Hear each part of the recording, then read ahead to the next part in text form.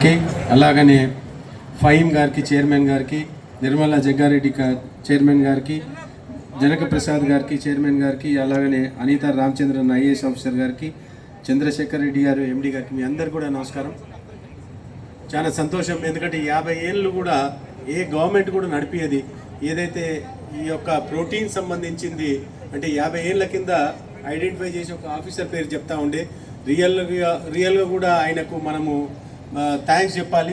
ఎందుకంటే ఈ తెలంగాణలో కాదు, ఇండియాలోనే కాదు, వరల్డ్లో ఎక్కడ కూడా గవర్నమెంట్ ఈ ప్రోటీన్ కంపెనీ లేకుండొచ్చు అనుకుంటున్నాను నేను. ఎవరైనా ప్రైవేట్ కంపెనీల వాళ్ళు పెట్టుకుంటారు.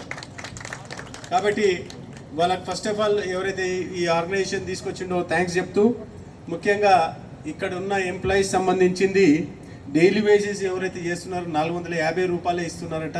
కొద్దిగా వాళ్ళు పెంచి వాళ్ళు ఏం కావాలో వాళ్ళు చేయాలని చెప్పి కోరుకుంటున్నాను. ఫహీం భాయ్ అయితే ఆయనకు అన్ని ఐడియా ఉన్నాయి. ఇప్పుడు నేను చూస్తూ ఉన్నా, నాకు అన్నీ చూపిస్తూ ఉండే. రియల్ కూడా ఆయన ఆఫీస్ చూసి చాలా హ్యాపీగా ఉండే. ఎందుకంటే సీసీ కెమెరాలు ఎవరు పనిచేస్తున్నారు, ఎవరు పనిచేస్తలేరు కూడా ఆయన చూస్తూ ఉన్నాడు. అంటే ఒక ప్రైవేట్ కంపెనీలో చూసేటట్టు ఆయన చూస్తూ ఉన్నాడు. చాలా సంతోషం ఫహీం భాయ్, నువ్వు ఇట్లే కంటిన్యూ చేయాలని చెప్పి కోరుకుంటున్నాను.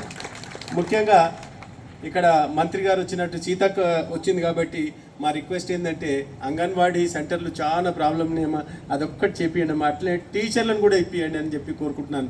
ఎందుకంటే చాలా గరీబ్ వాళ్ళు ఉన్నారు కాబట్టి నా కాన్స్టిట్యూన్సీలో ఎంప్లాయీసే ఎక్కువ ఉంటారు. అన్ని ఇండస్ట్రీస్ ఉన్నాయి కాబట్టి వాళ్ళు వేరే వేరే స్టేట్ నుంచి ఇక్కడ వచ్చి ఉంటున్నారు కాబట్టి వాళ్ళందరూ కూడా ఈ అంగన్వాడీ సెంటర్లో ఉంటారని చెప్పి ఉద్దేశంతో ఈరోజు అడగడం జరుగుతుంది. Thank you madam, thank you lot.